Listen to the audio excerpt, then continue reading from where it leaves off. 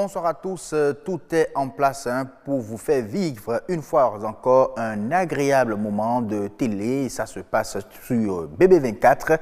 C'est le grand rendez-vous et déjà, bienvenue à chacun et à tous. Nous aurons 3 plateaux ce soir, suivis du journal qui viendra à 19h45 exactement. On ouvre tout de suite et comme d'habitude par la météo.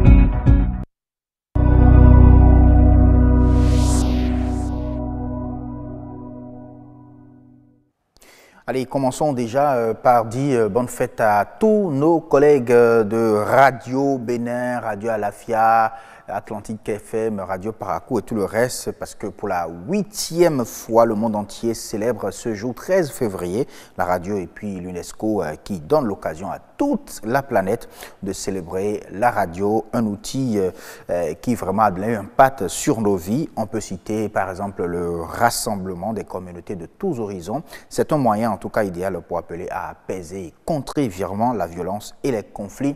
3 mots cette année: dialogue, tolérance et paix, pour dire bonne fête à tous nos collègues du réseau Radio ORTB, à savoir Radio Bénin, je l'avais cité tout à l'heure, Atlantique FM, Radio Paracou, Septentrional FM et sans oublier bien sûr Radio Bénin Alafia. Pour le menu de ce grand rendez-vous, Autant Savoir nous fera écouter la version du Centre national de sécurité routière sur la gestion du transport en commun. Une occasion pour rappeler les normes en la matière. Opérer un changement dans une entreprise donne lieu souvent à des conflits. Le plus important, c'est de bien gérer ces conflits, car la réussite, bien sûr, de l'opérationnalisation du changement en dépend. Et le coach Marcel Font nous donne les astuces pour y arriver. Alors, ceci est un avis à tous ceux qui assistent des personnes en crise d'épilepsie. Soyez zen, chers téléspectateurs, vous ne pouvez pas être contaminé. Pour vous en convaincre, suivez tout à l'heure les explications d'un spécialiste en neurosciences sur nature et bien-être. Vous savez, le grand rendez-vous, c'est également le journal qui viendra à 19h45 exactement. Mais déjà pour les titres, Nadège Sani est en place. Bonsoir Nadège. Bonsoir Siom Gaba. Il y a quoi au menu de ce 19h45? Merci à vous, Assiom. Vous aurez dans cette édition du soir le compte-rendu du séminaire de l'Organisation de l'aviation civile internationale qui se tient à Cotonou. On parlera aussi de la précocité des pluies à Cotonou. Un spécialiste en environnement va nous expliquer ce dysfonctionnement climatique. Pour finir, on s'intéresse à la promotion des produits Made in Bénin. Comment atteindre 50% de consommation locale? Un distributeur de produits locaux nous propose quelques solutions pour y arriver. Ah oui, donc on n'a même pas encore atteint 50% de consommation locale. Oh là là. Il faut y être ailleurs, hein. Il faut dépasser même ce niveau ou ces perspectives. Merci beaucoup à vous, Nadège. On se retrouve tout à l'heure à 19h45 pour le développement de ce titre. Bien sûr, Assiom à 19h45 00. Merci. Dans moins de 40 minutes, donc, chers téléspectateurs, pour le moment, nous allons passer aux différents plateaux de ce grand rendez-vous. On commence par Nature et Bien-être.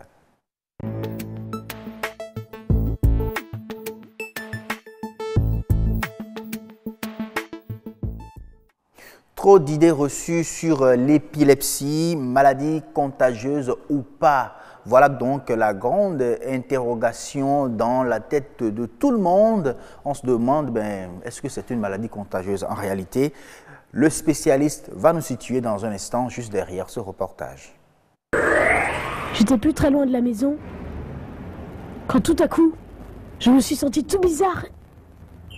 Et bam, je suis tombé par terre.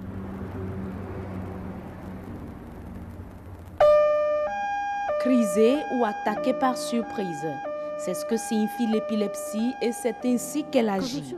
À tout moment et par surprise, l'épilepsie attaque l'individu atteint et l'immunise. Les populations la considèrent alors comme une maladie surnaturelle, témoignant de la colère des dieux à travers un individu. Mais selon l'Organisation mondiale de la santé, l'épilepsie est une maladie chronique du cerveau.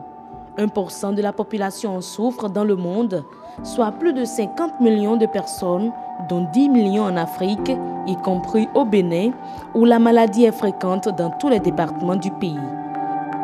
Pour les neurologues spécialistes du mal, il existe une vingtaine d'épilepsies avec des symptômes différents, notamment la photosensibilité générée par une succession de flashs lumineux qui provoque la crise.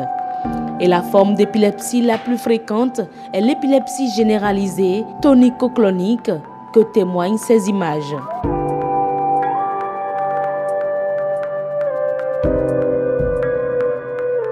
D'un coup, tous les neurones s'activent, le cerveau est saturé, le malade perd connaissance, tous ses muscles sont stimulés et il devient tout raide. Après quelques secondes, ses muscles sont en convulsion. À la fin de la crise, l'épileptique met plusieurs minutes pour retrouver ses esprits. Longtemps considérée comme une infection contagieuse, une punition divine ou encore une possession démoniaque, l'épilepsie apparaît aux yeux de la population comme une maladie honteuse et déshonorante. Quand bien même que le traitement soit efficace à 75% en milieu hospitalier et supprime toutes les crises. Aujourd'hui, l'épilepsie se heurte à deux difficultés. L'accès aux soins très difficile dans les pays comme le Bénin et les superstitions.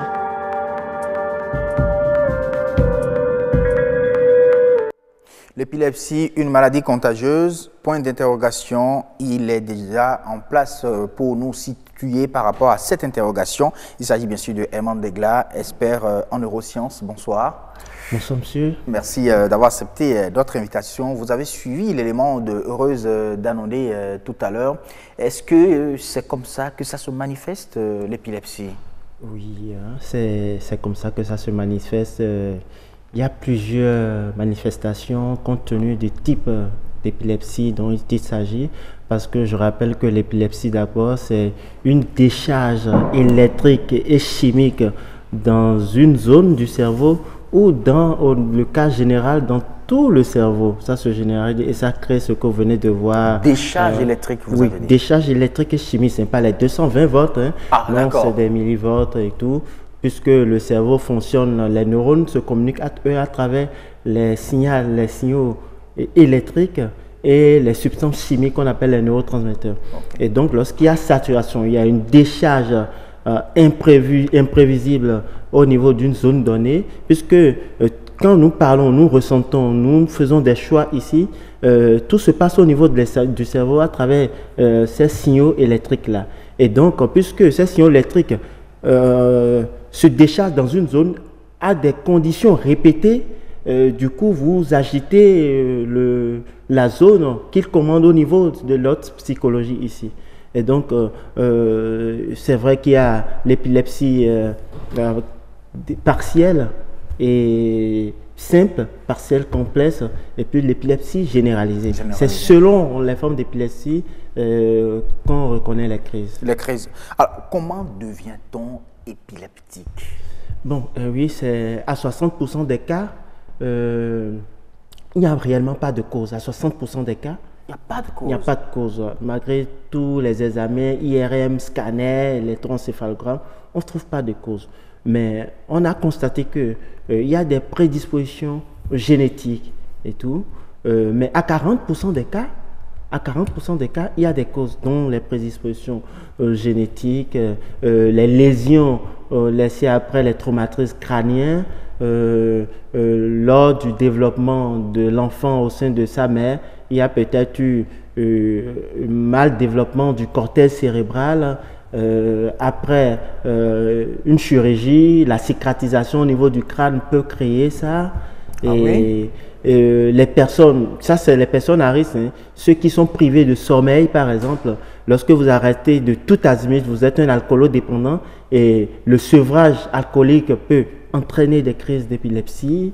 Voilà un peu en quelque sorte des causes qu'on peut citer pour certaines de ces crises. Alors, pour la plupart des Béninois, c'est une maladie contagieuse. Quand vous assistez une personne épileptique, vous pouvez en être contaminé. Est-ce vrai? Non, du tout pas. Ce n'est pas une maladie contagieuse. Ce n'est non plus une maladie où on dit la personne est assistée, est possédée par un démon. Il y a tellement de choses aujourd'hui. Et à travers la science, on sait que c'est un dérèglement de l'activité neuronale au niveau de notre système nerveux central. Je vais parler du cerveau en l'occurrence. Donc, c'est lorsque l'activité du cerveau est perturbée dans une zone ou dans le cerveau en règle générale, qu'on parle d'épilepsie, que ça s'assimile, s'apparente à lorsque vous assistez à un court-circuit de plusieurs fils conducteurs de courant qui se recoupent et ça crée un feu. C'est pareil. Voilà ce que ça fait. Ça peut couper même. Justement. Et c'est ce que ça fait au niveau du cerveau. Et donc, puisque la transmission est répétée, et si ça atteint par exemple la zone qui commande le bras droit, donc épilepsie partielle, et que ces zones, ce sont ces neurones-là qui sont atteints au niveau du cerveau, il y aura agitation, pas saccade du bras pendant quelques minutes, 1 à 2 minutes, et puis la personne se retrouve. Donc, quelquefois, ça se matérialise même par des pertes de conscience. L'épilepsie généralisée va jusqu'à des pertes de conscience où la personne n'est plus là. Et puis, il y a même d'autres sortes où vous voyez la personne regarde dans le vide, et cligne les yeux, et où la personne se froisse, ou elle est en train de lire un livre, mais que la personne froisse le livre et tout. Donc, c'est des trucs, c'est des signaux auxquels les parents devront faire attention, surtout par rapport aux enfants. Ah oui, c'est ce que j'allais même demander. Comment reconnaître une personne épileptique? Déjà, quand vous avez un enfant, parce que ça passe de l'enfant à l'adulte, quand vous avez un enfant qui, vous voyez le climat des yeux, où vous lui parlez, il est dans le vape, tout de suite, posez-vous des questions, parce qu'il y a une sorte d'épilepsie partielle qui vous permet d'être dans le vide. On vous parle, et vous ne répondez pas, vous n'êtes plus là, avec même perte de conscience quelquefois. Ah oui? Oui, et vous n'êtes plus là. Et c'est bien après que vous revenez. Bon, pour les parents, c'est que cet enfant-là, il n'est pas concentré quand on lui parle. Oui, pour les parents, c'est qu'il n'est pas concentré. Or, la personne est en train de faire une crise comme ça, une crise d'épilepsie comme ça. Donc, rapidement, une seule crise ne suffit pas pour diagnostiquer l'épilepsie. D'accord. Déjà, tout au moins 2 crises. À toi, rapidement, aller voir le neurologue pour que les examens approfondis, parce que les symptômes épileptiques s'assimilent quelquefois à d'autres maladies neurodégénératrices. Okay? Et donc, pour pouvoir faire la part des choses, c'est bien lui, à travers des IRM, le scanner, l'électroencéphalogramme, et à travers des liquides glucogéniques qu'on essaie d'administrer à la personne, puisque le cerveau, c'est un gros consommateur de glucose et d'oxygène, pour pouvoir voir réellement quelle est la zone qui est atteinte. Et on peut quelquefois procéder même par l'ablation, c'est-à-dire enlever la zone, si cette zone-là ne porterait pas atteinte aux fonctions vitales. Donc les fonctions qui commandent les yeux, le nez, les oreilles, la bouche et certaines fonctions vitales. Mais si ça touche, on est obligé de laisser. Même les personnes qui ont des tumeurs, parce que quelqu'un qui préfère une crise d'épilepsie, il faut aller chercher. C'est lorsque on fait des examens qu'on constate que la personne commence à avoir une tumeur.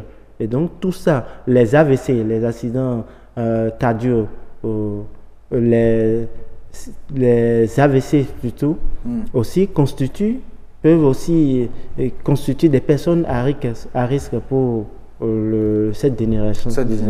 Vraiment. Alors, maintenant, vous avez dit tout à l'heure que ce n'est pas une maladie contagieuse. On peut donc assister quelqu'un qui est en crise d'épilepsie, par exemple, mais comment apporter le meilleur soin à celui-là qui est en crise d'épilepsie? Oui, d'abord, en crise, c'est déjà d'amortir la chute de la personne. D'amortir la chute de la personne. Parce que quand la personne développe un truc tonico-clonique, donc il y a raidesse des membres, et puis il y a après les convulsions au niveau des bras et tout. Donc c'est d'amortir d'abord cette chute-là, mais de ne pas arrêter la personne dans ses convulsions, dans son mouvement, il ne faut pas du tout l'arrêter. Donc, quand la personne est en train de... Oui, c'est amortir sa chute, mais ne pas arrêter la personne, ne pas mettre quelque chose dans sa bouche non plus. Et parce que la personne ne peut pas avaler sa langue pendant qu'elle est en train de faire la crise, ce n'est pas possible. Ah non, c'est pas possible? Non, rien mettre dans la langue de la personne et après tourner la personne de côté, juste pour permettre une bonne circulation du sang. Il ne faudrait pas qu'il y ait au niveau du cou, le cou soit plié parce qu'il y a le sang véhicule à travers les veines qui sont là, remonte au niveau du cerveau. Mais lorsque vous pliez, vous empêchez le sang de remonter à travers les cavités qui sont là et tout. Donc, voilà quelque chose rapidement qu'on peut apporter. Il faut donc empêcher que la personne tombe brusquement. Enlever tout ce qui peut être gravissime pour la personne, les chaises, les tables qui sont là. Et puis, ne l'arrêtez pas dans son mouvement. On ne l'arrête pas dans son mouvement. Et après, on le tourne de côté pour faire une bonne circulation. Et donc, on le laisse tranquille, on ne lui donne rien, on ne met rien dans sa bouche. On ne met rien dans sa bouche. Ça, le médecin s'en occupe. Il n'y a pas de médicaments à donner à la personne? Oui, si on tend, c'est dépisté et qu'on sait que la personne est épileptique et que ce n'est pas pendant la crise qu'il faut lui donner le médicament. Il y a des médicaments qui soignent, pas guéris, mais qui soignent, qui atténuent la crise. Encore que ces dernières années, il y a plus de 20 molécules qui ont été découvertes qui permettent de pallier à la crise et donc d'atténuer la crise. Voilà un peu ce que je puis dire par rapport donc aux soins qu'on peut apporter. Je demande surtout aux gens d'aller réellement faire des examens approfondis pour dépister l'épilepsie plus tôt. Et encore que chez les enfants, quand eux ils grandissent, vu la maturité du cerveau, la crise peut passer chez les enfants. L'enfant qui a 2 ans, qui a une crise, vu que son cerveau grandit et que les connexions ne sont pas encore mises en place, au fur et à mesure que l'enfant met en place les connexions, l'enfant est dans l'apprentissage, il fabrique de nouveaux neurones et les autres neurones vont mourir. Et donc la crise peut se passer avec la maturité du cerveau de l'enfant. Ce n'est pas du déterminisme, ça peut se passer. C'est pour ça que vous allez voir, on dépiste ça aux enfants peut-être d'1 an, mais après, on ne retrouve plus la crise. C'est bien normal. Peut-être que c'est le pasteur qui a bien prié. Selon ce que la plupart des Béninois ou des parents pensent. Donc, ce n'est pas une maladie liée vraiment à un esprit et tout le reste. Ce n'est pas héréditaire. C'est pas héréditaire. C'est pas héréditaire. Donc, si ce papa est épileptique, c'est pas l'enfant. C'est une affaire de gène. Voilà, donc ce n'est pas héréditaire. Merci beaucoup à vous, Aimant Degla. Je rappelle que vous êtes expert en neurosciences. Merci d'être venu nous expliquer tout ça. Je pense qu'on est maintenant situé. On comprend tout simplement que la maladie, sinon l'épilepsie, n'est pas une maladie contagieuse. On va passer à autre chose. On va retrouver l'expert de ce grand rendez-vous. Avec lui, nous allons parler de la conduite du changement dans une entreprise. Ça génère des crises. Et comment gérer alors ces conflits en réalité? C'est à cette question que nous allons répondre dans un instant. L'expert de ce grand rendez-vous.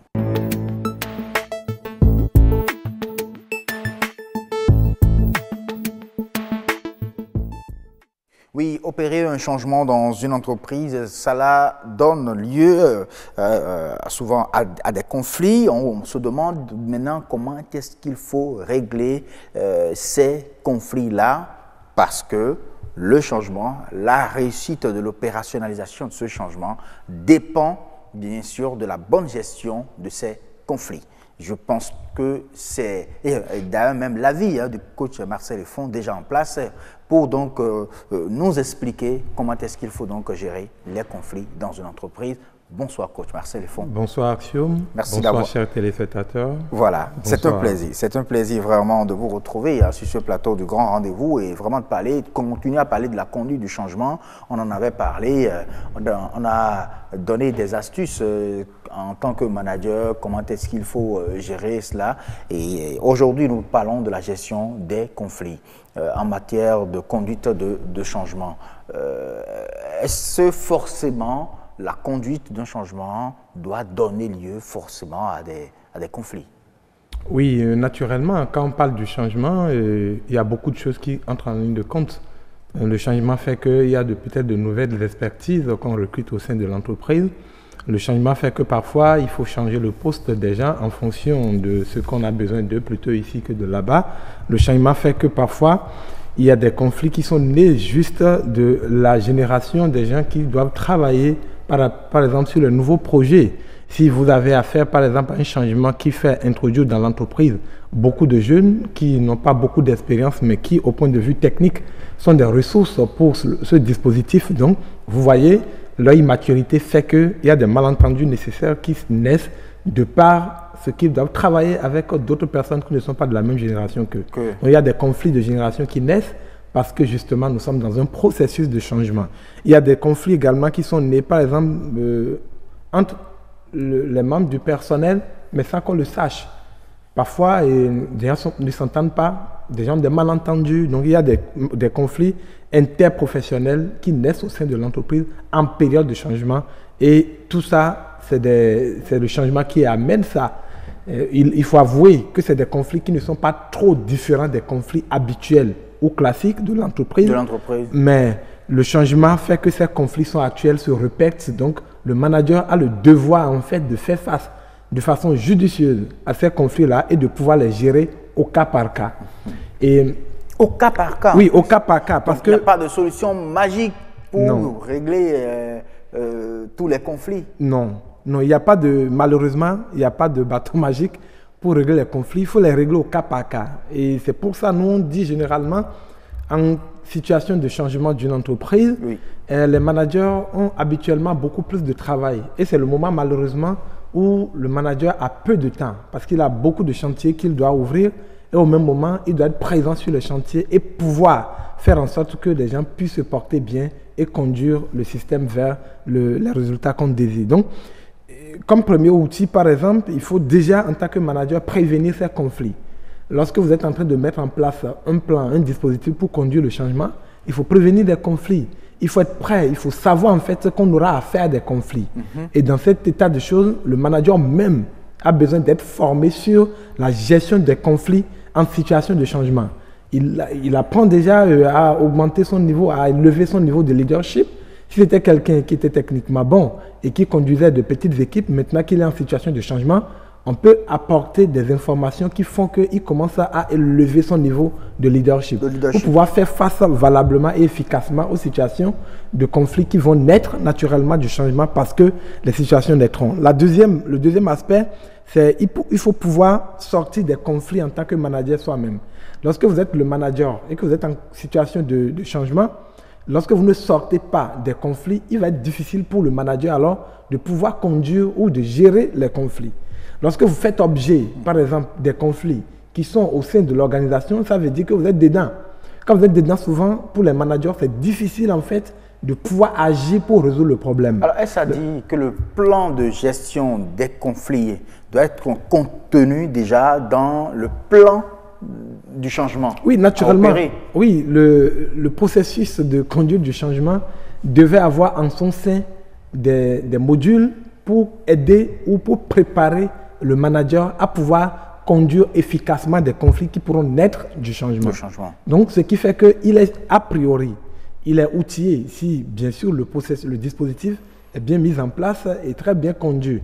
Maintenant, lorsqu'il est en situation, il devrait pouvoir prendre du recul pour ne pas faire objet des conflits qui naissent au sein de l'entreprise en ce moment. Okay. Pourquoi c'est important pour le manager de ne pas faire partie des parties prenantes ou des gens qui sont en conflit? Parce que déjà, il a à imprimer ou à partager la vision du changement avec ses équipes.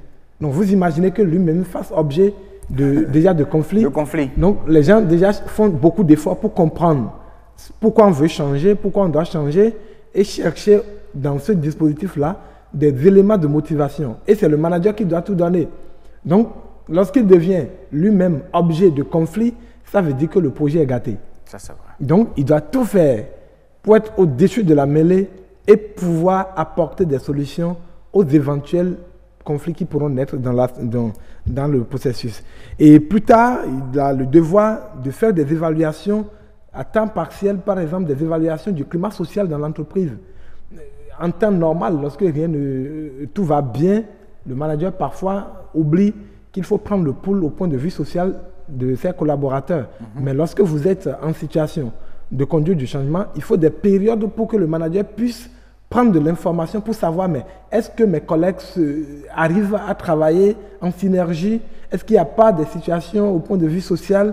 Le climat social, est-ce que c'est bon? Lorsque le climat social n'est pas bon naturellement, comme vous comprenez, le manager a de la difficulté à faire passer son message. Alors, dans ce cas, il faut chercher, en tant que manager, à identifier en fait le problème, le conflit que crée en réalité l'opérationnalisation du changement et non chercher à voir est-ce que les résultats sont bons, s'il y a quelqu'un qui n'est pas d'accord avec mon processus du changement, c'est-à-dire il faut le sortir de l'équipe, chercher à sanctionner tout de suite.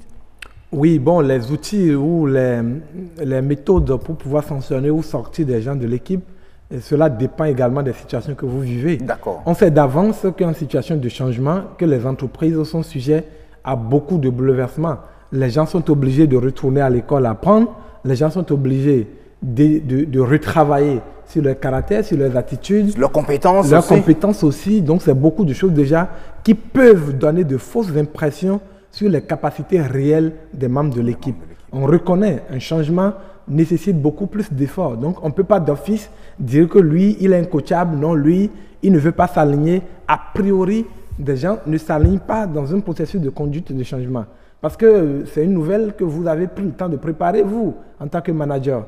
C'est des objectifs que vous voulez atteindre qui, a priori, apportent beaucoup plus de résultats positifs pour vous, même en tant que manager, plutôt que les employés. Mais c'est après que les employés comprennent que si l'entreprise se porte bien, eux également pourront gagner de ce que l'entreprise gagnerait en plus. Donc, a priori, c'est de nouvelles idées, c'est de nouveaux processus qui amènent les gens d'abord à être résistants, à refuser parce que déjà, comme on l'a dit dans les émissions précédentes, ça menace déjà les intérêts des autres. Donc, ils sont braqués, donc c'est normal qu'ils ne soient pas des wagons accrochés ou des fers de lance dès le début. Donc, il faut travailler pour les amener, pour qu'ils deviennent des acheteurs de ce projet et qu'ils l'achètent à cœur joie et qu'ils deviennent, pourquoi pas, des promoteurs et qui tirent ce wagon. Donc, on a besoin de beaucoup de temps, on a besoin de beaucoup de patience et comme je l'ai dit, à l'étape 3, on a besoin d'évaluer. Tout le temps, le climat social pour être rassuré, bien sûr que oui, les membres de mon équipe sont en parfaite symbiose et qu'ils sont en complicité pour pouvoir, pourquoi pas, se compléter au moment où il faut et pouvoir conduire ce changement efficacement. Maintenant, il y a d'autres choses qui devraient pouvoir se mettre en place. C'est des réunions formelles, par exemple, pour trouver solutions ou accompagner les besoins des uns et des autres. Donc, par exemple, pour les réunions, il y a des protagonistes, par exemple, qui cherchent ensemble des solutions. C'est des outils pour amener des gens à se mettre ensemble. Quand vous avez des réunions, par exemple, en situation de conduite du changement, il faut mettre en place des protagonistes, puisqu'ils n'ont pas le choix. Ils ont des contraintes professionnelles qui les obligent à rester ensemble, à pouvoir composer, à pouvoir produire du résultat. Donc, à un moment donné, ils ne s'entendent pas. Il faut créer de l'émulation aussi entre les équipes. Et le fait qu'ils sont obligés de produire du résultat et qu'ils ont des délais, donc, ils commencent à oublier leurs différences et ils se mettent ensemble à travailler. Et cela profite au manager qui a besoin de faire passer son message de changement. Et toujours au niveau des réunions, excusez-moi, j'ai un chat dans la gorge, je crois que... la gorge, on va peut-être lui trouver une souris. Absolument. Donc, il faut aussi improviser, s'il le faut, par exemple, des médiateurs qui puissent participer à des situations de gestion de conflits, des médiateurs. On n'a pas besoin d'avoir pour médiateurs que des gens, par exemple, qui sont en position de responsabilité. On sent que, par exemple, M. X ou M. Y a un niveau de leadership relativement plus élevé, en situation de conduite de changement. On le valorise en lui confiant des tâches, par exemple, de médiation, où il est amené à concilier des membres, par exemple, de l'équipe au cours des réunions, à pouvoir produire du résultat. Donc, ça crée vraiment une émulation et les gens se retrouvent comme si c'était la famille où on a le devoir, pourquoi pas, d'écouter quelqu'un qui sort quelque chose de positif et de bien. Donc, tous ces éléments restent des outils qui permettent aux managers de pouvoir gérer efficacement des conflits en situation de changement. Merci beaucoup à vous, coach Marcel Effon, pour toutes ces explications, ces astuces que vous nous avez données pour gérer donc les conflits en situation de changement en entreprise. J'espère que les séances gratuites de coaching continuent toujours à Cotonou, à Porto et puis à Calavi, bien sûr. Aussi. Oui, voilà. Nous avons le jeudi prochain, le jeudi de la semaine prochaine naturellement, pour ceux qui sont à Cotonou et qui veulent bénéficier gratuitement de nos séances de coaching, ils peuvent se rendre à Benin Marina Hotel à 19h00. C'est gratuit pour tous ceux qui nous suivent en ce moment, pour travailler sur eux. Merci à vous et à très très bientôt, coach Marcel Effon. La suite du grand rendez-vous, c'est sur la route. On est ensemble dans un seul véhicule, le transport en commun.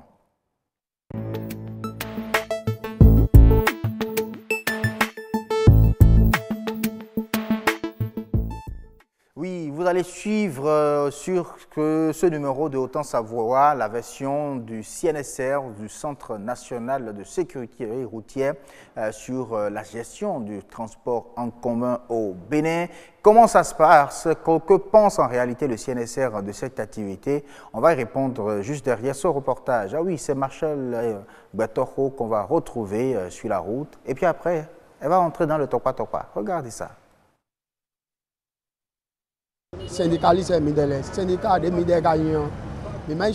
Nous sommes syndicalistes et avant tout des chauffeurs. Sur le parc, tout est organisé et chaque conducteur a une position sur la liste d'attente.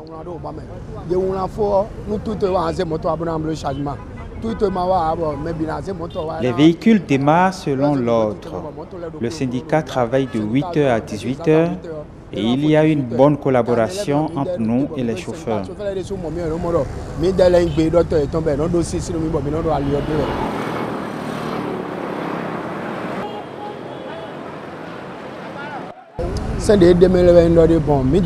Il y a assez de normes.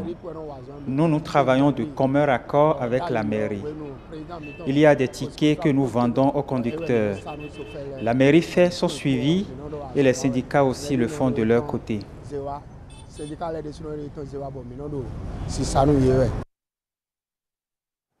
Merci à Marshall Guatoro et Bernol Djogbe pour cet extrait. On revient en plateau avec Abdoul Wahabilou Amilou. Il est agent du CNSR sur ce plateau. Bonsoir. Bonsoir, monsieur. Merci de nous retrouver. Bonsoir, Agnat Bello Onifade. Comment allez-vous? Assim Gaba, je vais très bien, mesdames et messieurs. Bonsoir. C'est un plaisir de vous retrouver dans notre seul véhicule, le grand rendez-vous, puisqu'on parle de transport en commun.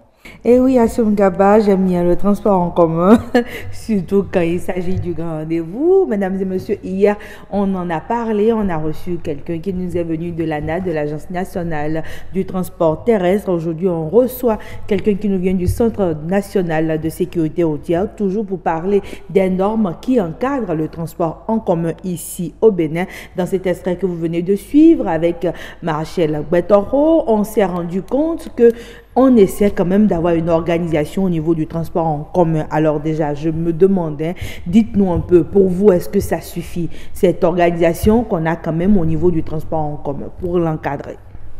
Merci beaucoup, Madame Agnat. Et comme vous venez de le dire, c'est vrai que le transport en commun, c'est un transport qui nous permet de faciliter la mobilité humaine, surtout lorsque nous sommes dans les zones urbaines. Mais il faut dire que tel que ça se fait, il faut que ça soit véritablement réorganisé pour garantir la sécurité des usagers de la route. D'accord. Donc, pour vous, il y a des problèmes de sécurité routière qui se posent avec le transport en commun. Justement, il y a des problèmes de sécurité routière parce que, avec l'élément que vous venez de projeter tout à l'heure, vous allez constater que ces bus-là, en réalité, vous ne voyez pas leur point de départ. Leur point de départ, c'est sur la chaussée elle-même. Tout au long de la chaussée, que vous les voyez, ils virent, ils s'arrêtent, ils prennent, ils continuent, ils bloquent. Et en fait, vous allez constater que ça ne permet pas la libre circulation sur la chaussée. Donc ça perturbe la circulation. Ça perturbe énormément le trafic. Tel que ça se passe actuellement, surtout à Cotonou, ça perturbe énormément la circulation. Et c'est vrai, Aniat, vous êtes peut-être en route, vous êtes dans votre véhicule, il y a un tokwa qui est devant vous, vous ne savez vraiment pas à quel moment il s'arrête, à quel moment il continue, à quel moment il remonte sur la voie pour continuer et tout de suite ça crée un accident. On l'a quand même évoqué ici hier, c'est le problème de manque de parcs, de manque de points de stationnement. Justement, est-ce que vous en discutez? Est-ce que vous avez quand même échangé avec les organisations fertières au niveau de ce transport en commun pour trouver une solution? Oui, justement, quand vous prenez le secteur du transport, c'est quand même un secteur pourvoyeur de gros devises. Et comme vient de le dire un des conducteurs, ils payent des taxes au niveau de la mairie, ils payent des taxes au niveau même de leur syndicat et l'organisation qui régit leur travail. Ça veut dire quoi? Je ne veux pas m'aventurer dans quelque chose qui va porter à polémique, mais je voudrais savoir, ces fonds-là servent à faire quoi concrètement? Les taxes qu'ils paient au niveau de la mairie, il va falloir qu'au niveau de la mairie, on puisse les aider quand même à libérer les abords des voies publiques. Aujourd'hui, vous allez voir la plupart des gares routières à Cotonou, c'est juste au niveau aux abords des voies publiques, ce qui ne permet véritablement pas la sécurité des passagers que ces véhicules-là transportent. D'accord. Alors, à part le manque d'arrêts, c'est-à-dire de points de stationnement, d'accord, de parcs suffisants pour pouvoir tous les contenir, est-ce qu'on a d'autres problèmes de sécurité routière liés à ce transport? Il y a l'incivisme même de ces conducteurs-là. Parce que avant que vous ne puissiez prendre le volant d'un véhicule, il y a des prédispositions. Et ces prédispositions sont acquises lorsque vous allez dans vos auto-écoles pour avoir le permis de conduire. Et pour avoir un permis de conduire, il y a cet enseignement des signalisations routières qu'on vous apprend. Vous-même, consciemment, vous savez que lorsque vous quittez le parc et vous montez sur la chaussée, il y a des lieux où vous ne devez pas pouvoir ni vous arrêter, ni stationner. Mais tout porte à croire que les gens, quand ils quittent les auto-écoles, ils oublient tout ce qu'ils ont appris et on constate ce que nous constatons sur la voie publique. D'accord, mais quand on parle du transport en commun, c'est encore ce transport-là qui conduit beaucoup de personnes. Donc, quand il doit y avoir un accident, on a souvent beaucoup de pertes en vies humaines.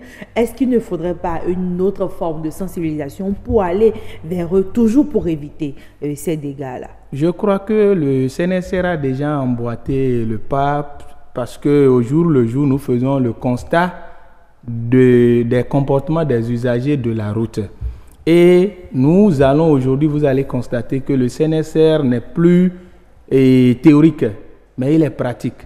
Nous allons dans les écoles, nous allons sur les gares routières, nous allons au niveau même des compagnies de transport nationaux comme internationaux, suite au constat que nous avons fait sur les différents actes routiers sur tout le territoire national.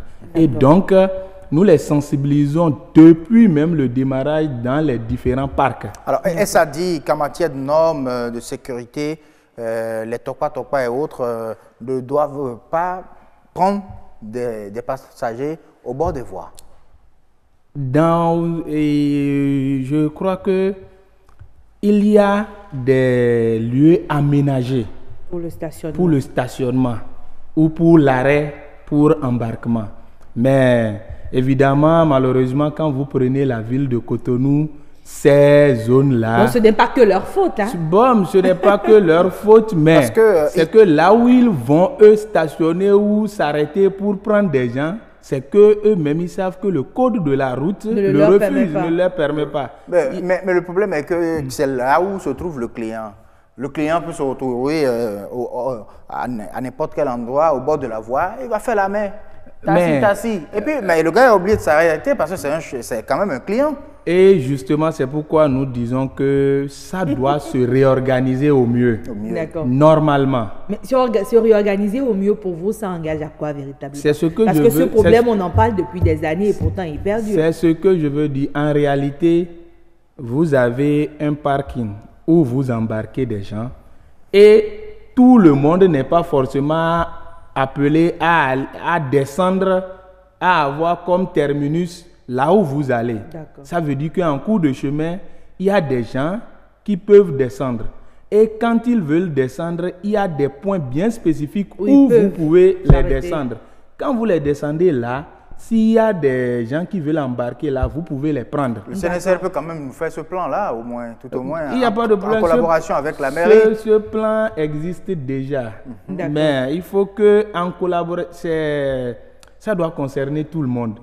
Mais même si ça n'existe pas en abondance, comme on le dit, ça existe à des endroits donnés dans la ville de Cotonou. Il faut déjà respecter. Mais qu'il faut déjà respecter. Mais c'est qu'au-delà de ces points-là, ils se permettent, les conducteurs, le bon vouloir de prendre les gens où il veut, comme il veut, quand il veut, en perturbant la circulation. Si vous permettez, si on peut poursuivre un peu le débat. Il y a eu des années où on s'est rendu compte que le CNSR, avec la police, a quand même énormément lutté contre le chargement hors parc. On demandait d'aller prendre au niveau du parc, c'est parce qu'on s'est rendu compte justement que, bon, de façon, en étude de faisabilité, c'était pas facile de rester sur la voie tout le temps pour pouvoir contrôler. Aujourd'hui, qui est chargé du suivi et des normes de ce transport en commun pour s'assurer véritablement que les usagers, les passagers qui choisissent ce moyen de transport sont véritablement en sécurité? Je crois que, comme vous le dites, vous allez constater que les acteurs sont à plusieurs niveaux. Il y a le CNSR, il y a la mairie, il y a les organisations fêtières des transporteurs, il y a les transporteurs eux-mêmes. Et comme je venais de vous le dire tout à l'heure au téléphone, on était encore à Tokpa. C'est toujours pour porter la même information. Nous sommes allés pour les sensibiliser. Mais lorsque vous prenez par exemple des conducteurs qui prennent le luxe d'aller stationner sur le pont de Tokpa pour embarquer des gens. Au même moment, nous avons vu aussi l'effort que fournit les organisations syndicales qui mettent des gens tout au long du pont pour renvoyer tous ceux qui... Mais est-ce qu'ils peuvent le faire toute la journée et tous les jours? Je crois que les conducteurs eux-mêmes, là, ils doivent prendre conscience du fait que cette pratique-là, elle n'est pas bonne pour la sécurité d'eux-mêmes, leur matériel roulant, d'eux-mêmes et des passagers qu'ils prennent. Je pense que c'est une question qui concerne aussi les passagers, hein, parce que il faut qu'eux-mêmes comprennent en réalité qu'ils doivent plus se mettre à bord de n'importe quelle voie pour demander à ce que le taxi s'arrête. Il faut comprendre l'habitude d'aller sur les parcs. Et aussi, en fait, aujourd'hui, il y a un phénomène que nous ignorons. Le phénomène, c'est qu'aujourd'hui, tout le monde veut faire du transport. Et je tente de dire que l'offre dépasse la demande. Et ça fait que nous avons plein de véhicules. S'ils doivent rester chacun sur les parcs, c'est qu'ils doivent attendre leur tour de chargement. Or, quelqu'un qui fait toute la journée et qui se dit, mais la journée est en train de finir, mon tour n'est pas arrivé. Si je sors tout de suite sur la voie, je peux trouver rapidement. Et il oublie ce qu'il peut créer comme dommage aux passagers. Merci beaucoup Abdoul Wahabilou Amidou. Avec vous, Vous êtes, bon, on rappelle déjà, hein, vous êtes un agent du CNSR. Avec vous, on s'est intéressé aux problèmes de sécurité. Mais j'aurais aimé qu'on évoque aussi le problème du chargement hors gabarit. On aura peut-être l'occasion d'y revenir une autre fois, Siom Gaba. Pourquoi merci pas? à vous. Avec beaucoup de plaisir. Reçu. Oui, merci beaucoup Ça à nous vous, intéresserait Agnès Bello. beaucoup. Ah oui, on comprend tout simplement que c'est une question de gain face à la sécurité routière. Voilà. Qu'est-ce qu'il faut gagner en réalité? Il faut gagner sa vie, c'est Il faut mieux. gagner sa vie, ça c'est mieux. Allez, c'est l'heure du journal, on va y aller rapidement puisque Nadège Sani nous attend dans la rédaction de BB24. A tout de suite. Merci bien.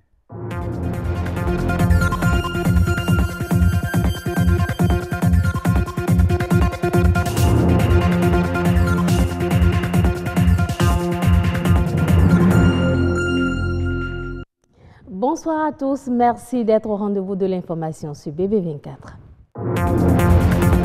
Plusieurs représentants de l'Organisation de l'aviation civile internationale sont à Cotonou. Ils réfléchissent à développer le tourisme à travers la conception des passeports biométriques.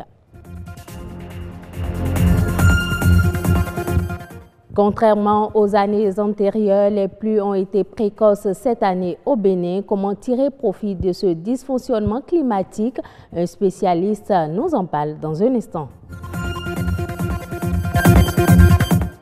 Que faire donc pour promouvoir les produits made in Bénin et atteindre au moins 50% de consommation au Bénin? La réponse dans cette édition.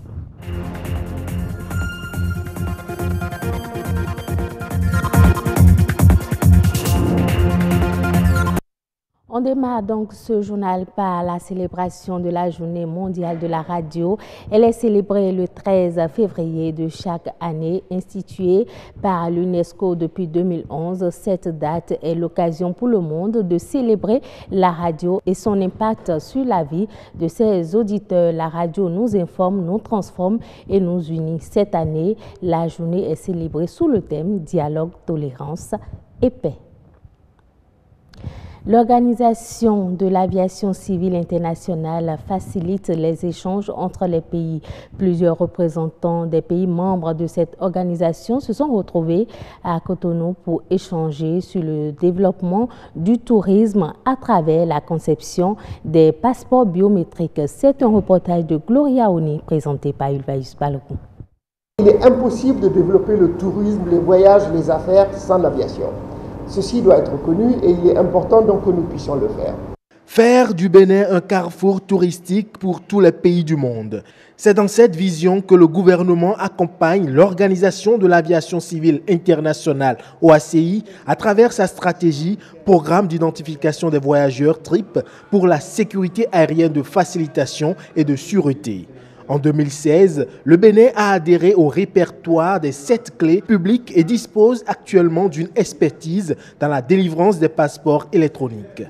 Nous partons dans le cadre de la mise en œuvre, de la mise en place à travers les États respectifs de l'OACI, de procéder à la délivrance des passeports électroniques, des passeports lisibles à la machine et voire des passeports biométriques, ce qui permettra spécifiquement et de façon biométrique de reconnaître un individu avec ses codes génétiques, avec des codes qui sont, disons, naturels. Il s'agit ici de permettre le partage d'expériences dans la mise en œuvre de ces stratégies par les pays concernés. D'abord, il y a l'OACI qui nous amène son expertise et son accompagnement en termes d'assistante aux États dans la mise en œuvre des différentes dispositions de ce programme, mais aussi des exigences de l'annexe numéro 9 de la Convention de Chicago qui se rapporte à la facilitation du transport aérien. Cependant, le gouvernement béninois a pris des options importantes pour contrer les menaces telles que le terrorisme qui pèse sur l'aviation civile au niveau sous-régional, régional et international. Non, je peux vous rassurer qu'en amont, il y a déjà des dispositions qui sont prises. Lorsque vous avez le visa, ça ne veut pas dire que, quelle que soit la personne que vous êtes, vous entrez au Bénin pour venir commettre des actes terroristes. Il y a l'Interpol qui obtient les noms de tous les demandeurs de visa et qui fait une enquête préliminaire, enfin une enquête rapidement pendant que vous voyagez. Si vous êtes terroriste, vous descendez au Bénin, vous êtes accueilli en même temps par la police. Ces échanges des différents pays concernés vont aboutir aux meilleures pratiques en matière de sécurité aérienne. Vous l'aurez remarqué, depuis quelques jours, les pluies sont de retour et déjà plusieurs rues sont même inondées. Ce que d'aucuns qualifient de dysfonctionnement climatique, mais qui profite aux maraîchers. Suivons dans ce reportage qui va suivre les explications d'un expert en environnement sur le sujet. Début février, certaines rues sont déjà inondées. C'est la précocité des pluies. La saison sèche s'étend souvent de novembre à mars. Cette année, les conditions sont donc réunies pour qu'on parle de saison de pluie avant la période traditionnellement admise. Lorsque l'air froid polaire s'enfonce très loin sur les continents, à partir des pôles en direction de l'Europe, de la Méditerranée, il y a ces perturbations mobiles qui se déplacent et empruntent ces passages-là entre deux anticyclones. Lorsque ces perturbations mobiles arrivent plus au sud, vers les 6 degrés, entre 10 degrés et 6 degrés, il y a une autre circulation qui les prend en charge, que nous appelons techniquement la circulation de Walker. La cellule de Walker qui circule sur deux branches, une branche est-ouest et une branche ouest-est. En 1979, les pluies étaient abondantes hors saison. 40 ans après, le même phénomène s'observe et on peine à comprendre ce dysfonctionnement climatique. Les perturbations arrivent et sont prises en charge par la branche supérieure. Elle les retourne par la base sur la branche inférieure qui fait ouest-est. Donc les cellules qui descendent, les perturbations du front polaire qui descendent à travers les deux anticyclones sont reprises dans la circulation de Walker qui les ramène vers nous dans le golfe de Guinée, depuis pratiquement le Sénégal jusque dans le golfe de Guinée. L'abondance des pluies est-elle bénéfique aux cultures maraîchères? Ce sont les cultures maraîchères qui sont des cultures de deux mois généralement, genre les laitues, les amarantes, les gambos et autres, qui peuvent en profiter parce qu'ils sont obligés d'arroser. Mais lorsque ces pluies-là passent, là, ils sont dispensés d'arroser pendant quelques jours. La variation intrasaisonnière des pluies constitue un profit pour les maraîchers et provoque l'inondation précoce de plusieurs rues en milieu urbain. Aller à 50% de consommation de produits locaux, c'est possible au Bénin.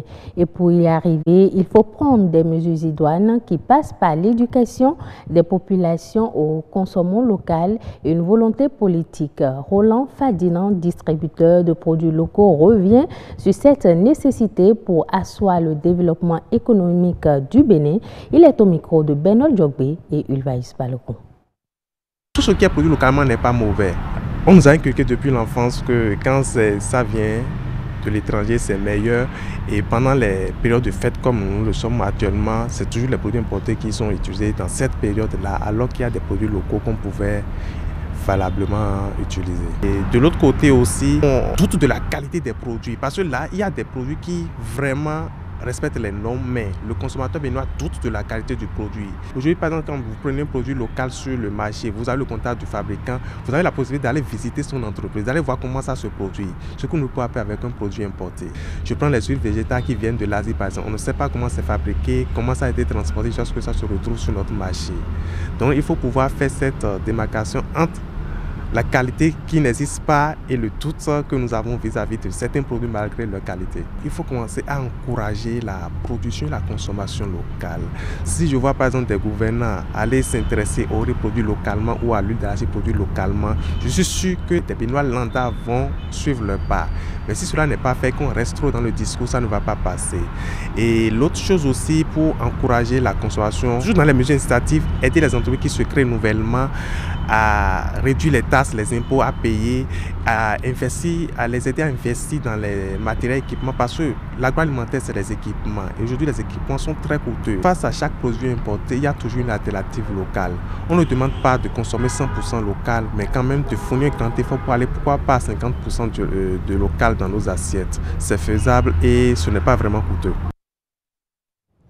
La Banque européenne d'investissement a approuvé près de 1996 milliards de francs CFA de financement pour des investissements à l'appui du secteur privé et des infrastructures dans 20 pays africains en 2018. Ce montant représente le plus important volume de financement consenti par l'institution financière européenne à l'Afrique depuis le début de ses opérations sur le continent il y a 54 ans.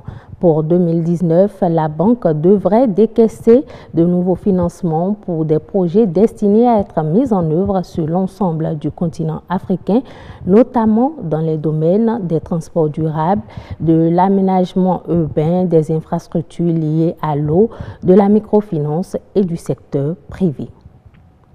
Le marché sucrier global pourrait entrer à nouveau dans une phase déficitaire en 2019-2020. Selon les estimations des analystes et négociants du marché, le déficit sucrier devrait atteindre 1,9 million de tonnes en 2019-2020 du fait de la révision à la baisse de la récolte indienne de sucre.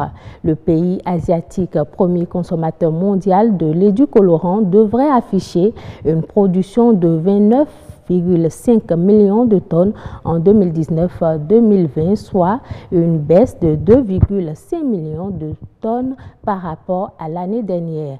Avec le retour à une situation déficitaire, les prix mondiaux du sucre devraient reprendre quelques couleurs d'ici la fin de l'année.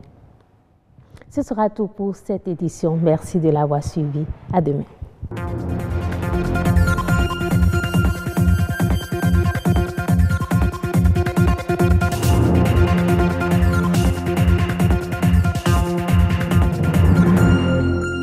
Merci beaucoup à vous, Nadège Sani, pour la présentation du journal. Oui, vraiment, rendez-vous demain 19h45 pour une autre édition. Le grand rendez-vous va continuer et va élargir, bien sûr, son espace info ou son espace news sur la toile. Voici l'actu web.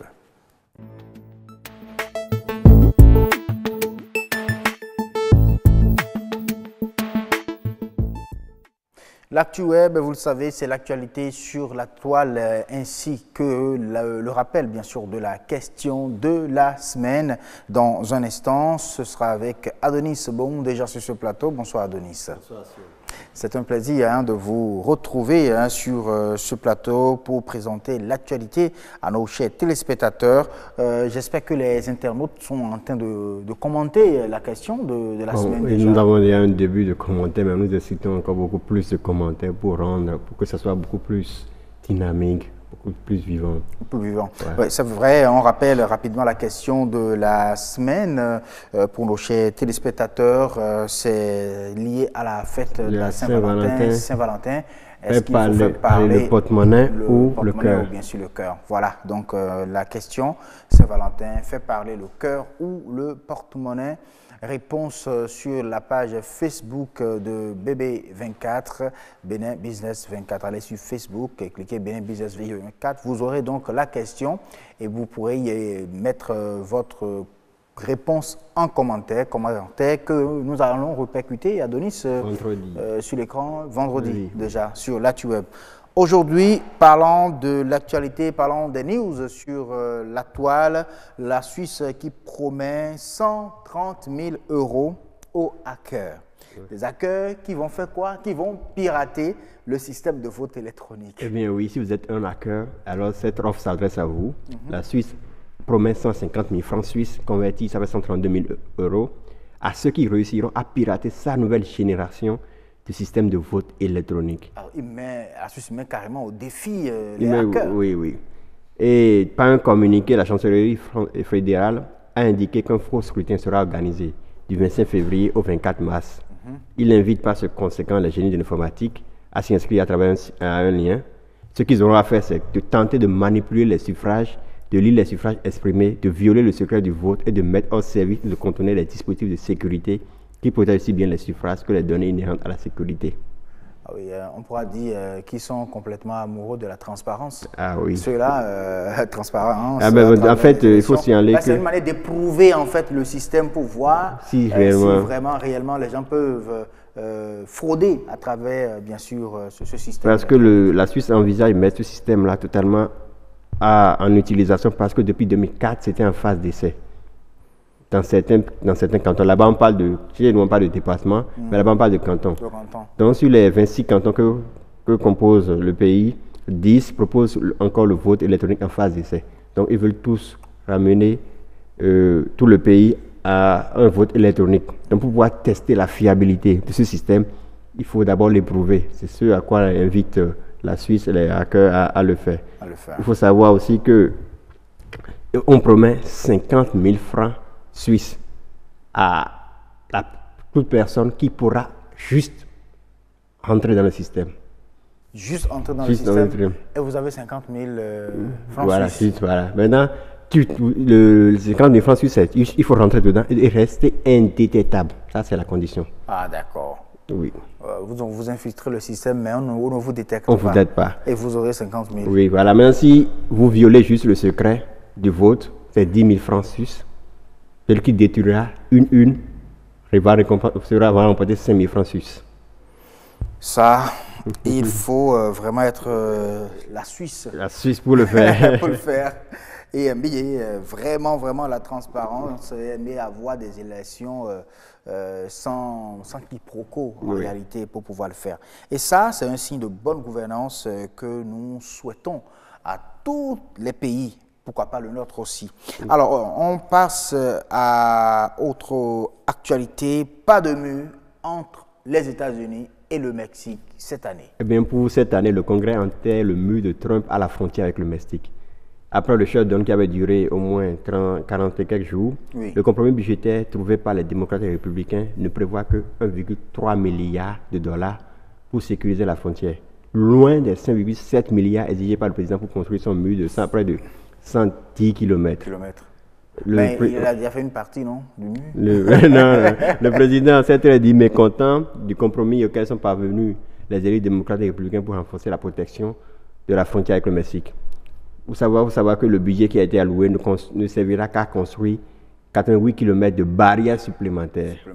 Oui, c'est ça juste. Sinon, pour ces 10 km, il faudra peut-être encore attendre l'année prochaine pour voir ce qui va donner. Ce qui va donner, en réalité. Merci à vous pour ces infos. Journée mondiale de la radio, les internautes apprécient. Oui, aujourd'hui c'est la journée mondiale de la radio, ce 13 février. La 8e édition, c'est Dialogue, tolérance et la paix. La radio Bénin a initié un débat sur le rôle de la radio dans la promotion de la paix. Pour cette journée, nous allons livrer juste 2 ou 3 commentaires de certains internautes. Alinéon K. Saint-Mathieu, considérant son influence inconditionnelle sur l'ensemble d'un peuple la radio a intérêt à respecter la déontologie qui la régit. Toutes les informations qui sortent de la radio doivent être traitées, lavées et bien distillées. Le contraire serait fatal. Bien distillé. Le contraire serait fatal pour tout un pays ou tout un monde. L'histoire de la radio des 1000 collines au Rwanda, le poisson d'avril d'une radio au Bénin sont entre autres des exemples qui prouvent cela. Il y en a de même pour le développement du pays. Martin Douter, la radio joue un grand rôle pour le développement de la paix dans la société. Elle permet d'écouter de vraies informations et de clarifier des informations intoxiquées dans l'opinion pouvant atteindre la sûreté de l'État. Mais de nos jours, nous remarquons que les responsables des radios se mêlent dans la politique et des vraies informations ne circulent plus. Ils ne font que se ranger du côté de la mouvance Bravo, bref, une radio politisée. Attila Gangler, la radio joue un énorme rôle dans le développement d'un pays. On dit souvent qu'elle est le 4e pouvoir. Donc à travers elle, on peut éduquer ou façonner toute une population de la manière qu'on veut. D'ailleurs, la radio est plus proche des individus que les autres médias. Oui, radio plus proche des individus que les autres médias. Je pense qu'il y a également l'Internet qui est en train de bousculer un peu la radio aussi, oui, mais la radio reste toujours devant. La radio s'adapte déjà. Vous allez voir que les anciennes habitudes de la radio, quand on prend juste le cas de Radio Bénin, vous allez voir que Radio Bénin a déjà amorcé sa phase numérique. Elle est totalement... Avec une application mobile. Mobile, elle est totalement disponible sur les réseaux sociaux. La plupart des émissions sont aussi interactives avec les réseaux sociaux. Comme quoi... Donc la radio est en train de s'adapter. Ah oui, nous allons dire bonne fête à tous nos collègues du réseau Radio ORTB, je dis Radio Bénin, Radio Paracou, Radio Atlantique FM, Radio Atlantique Septentrional FM, Atlantique, Radio Bénin à la FIA, oui. qu'il ne faut pas oublier. Et Radio aussi. Paracou. Radio Paracou aussi. Voilà, merci beaucoup à vous, Adonis. Bon, on va rappeler la question de la semaine avant de vous laisser partir. Saint-Valentin, est-ce qu'il faut faire parler le cœur ou le porte-monnaie? Saint-Valentin fait parler le cœur, le porte-monnaie. Rendez-vous sur la toile, sur la page Facebook de Bénin Business 24 pour donc répondre à cette question en commentaire. J'imagine déjà la réponse des hommes, la réponse des femmes. Ah oui, les hommes vont répondre, oui. Le cœur, les femmes. Les femmes? Porte-monnaie. Bon, peut-être les deux. Attention. En tout cas, on attend de voir. On attend de voir vendredi déjà pour les réponses. Merci beaucoup à vous, Adonis. À très bientôt et très bonne soirée à vous. Ouais. On reste ensemble, chers téléspectateurs. Pour la suite, on va jeter juste un second coup de regard sur le tableau météo avant de partir.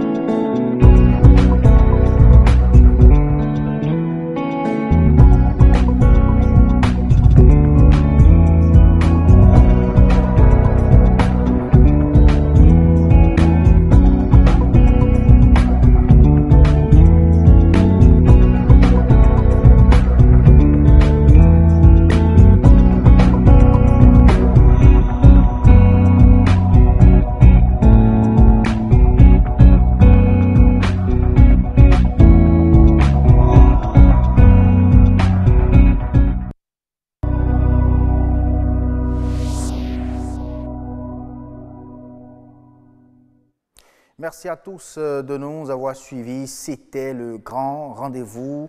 Demain, 19h, retrouvez l'équipe pour un autre grand rendez-vous. Bonne soirée sur BB24.